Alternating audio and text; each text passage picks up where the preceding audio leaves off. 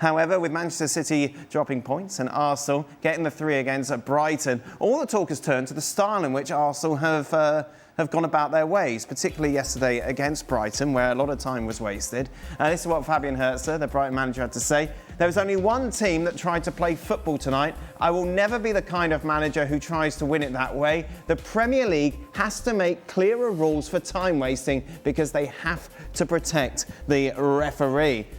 Sid Lowe joins us as well to join in this discussion about if Arsenal have any obligation to play football better or not to time waste. Nedum, I just want to start with you on this, though. Yeah, it's an interesting one because they sit atop of the tree, and the way that they've done it at times hasn't really made some people happy about it. But in the grand scheme of things, if you're an Arsenal player, fan, anyone associated with the club, who cares? The referee's going to referee the game however he sees it. If he thinks they're taking too long, he'll try and speed them up. But if he doesn't, then play right into it. I think all of us who've played the game before at whatever level, you will push it as far as you can push it. And if there are times when you need to slow things down when you're under pressure, do it. If you're winning a game, you want to kill some time, kill the clock. We've encouraged people to kill the clock before.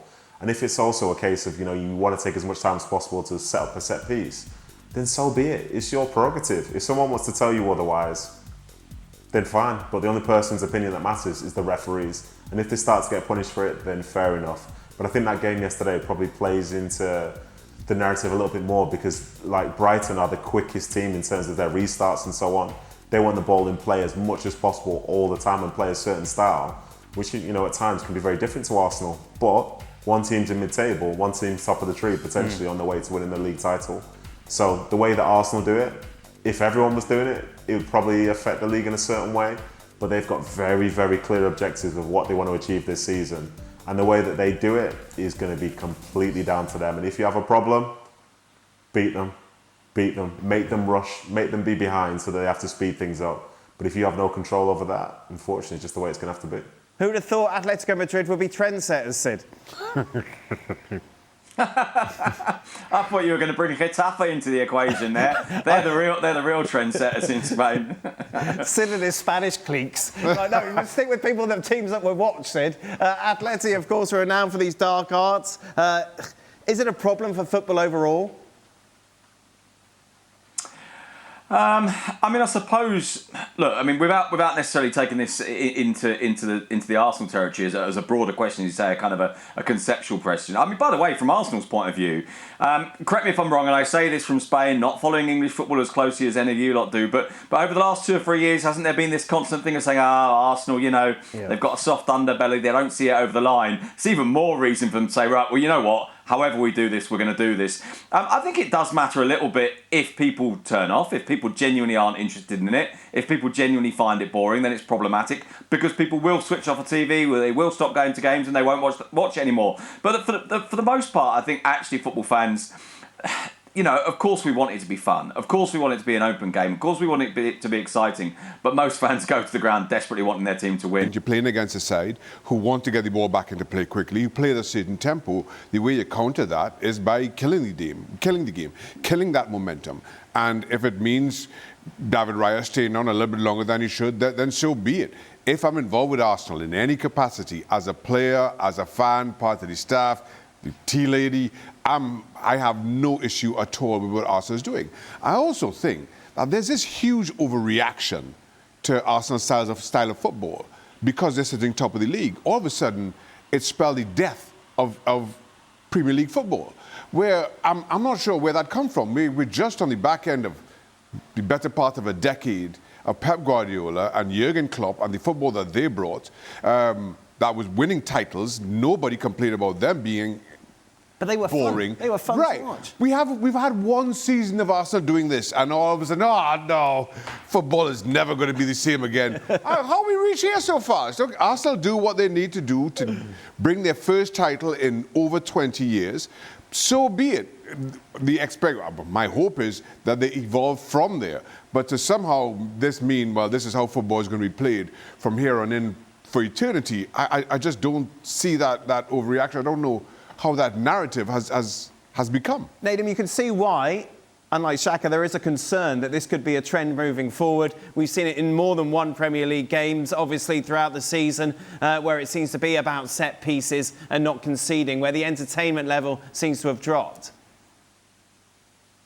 Yeah, that's interesting. That I don't necessarily believe in like the entertainment level dropping overall, but I think the sort of focus on set pieces, it's like I think it has become a thing, and I think the way, in my opinion, why it's become a thing is because in the last, say, couple of years, like, I don't know if Shaka would agree with this, but most goalkeepers these days now are more or less redundant from corner kicks because a team is going to whip a ball into the 6-yard box and they're going to be upwards of 10 people in that space. So a goalkeeper's advantage of being able to come and use their arms and catch the ball, before you know it, there's no space for them to be able to come out and do that. So some of the crosses and stuff that come into the box now, it's more about sort of percentages, just pure physicality, trying to get first contact, second contact, keep the ball back in the zones. And I think I remember having played against like a Sam Allardyce team when he was at Bolton, and it was about that. It was about percentages, and some might say it was ugly, but it's deeply effective.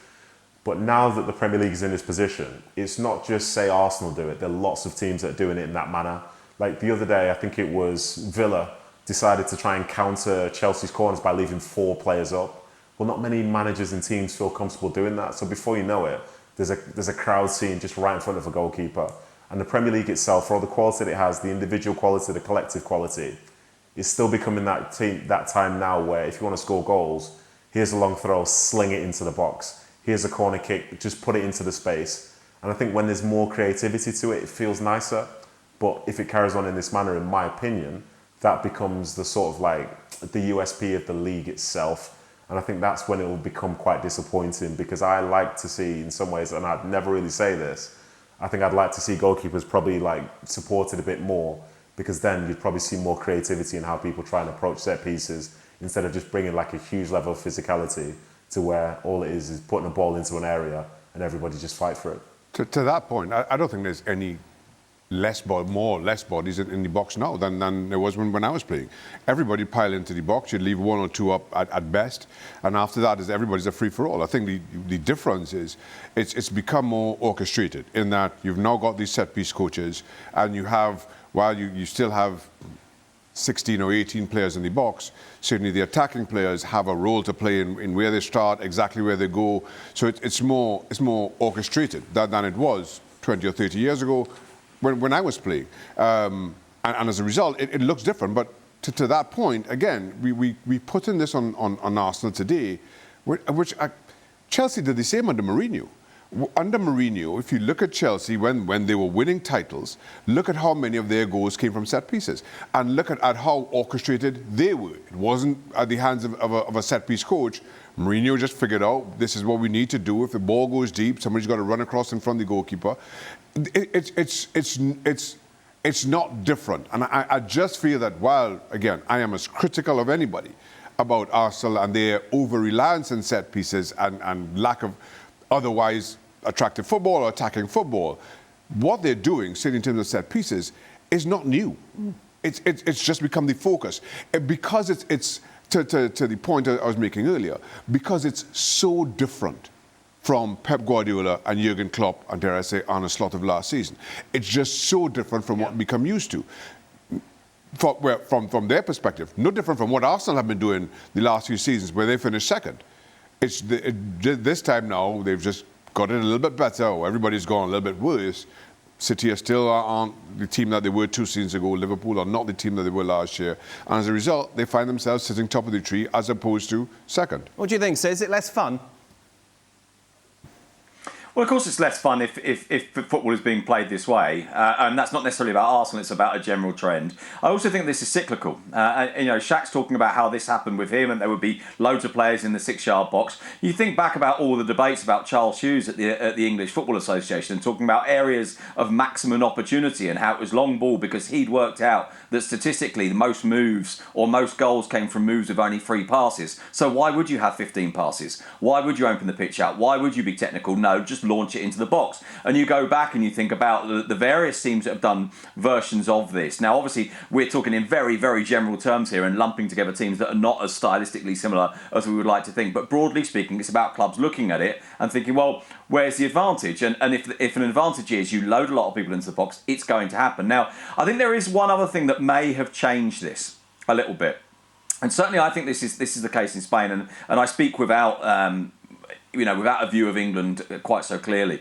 But I think what is true is, and I think in the VAR era a little bit, and far be it for me to go down that route of slagging off VAR. No, I'm going to try not to. I'm trying to give an explanation. I'm going to try not to just moan about VAR. But I do think we're in an era in which free kicks are won more easily. So in other words, if you're getting more free kicks, then there's more value in looking at the ways of putting the ball into the box. If you can, and of course what this does, it doesn't just change the way that you approach the corners, it changes the way that you approach trying to get corners. And I'll give you the best possible example of this. I remember Johan Cruyff, and it's in a way it's a throwaway line, but it contains a truth that I think is quite interesting.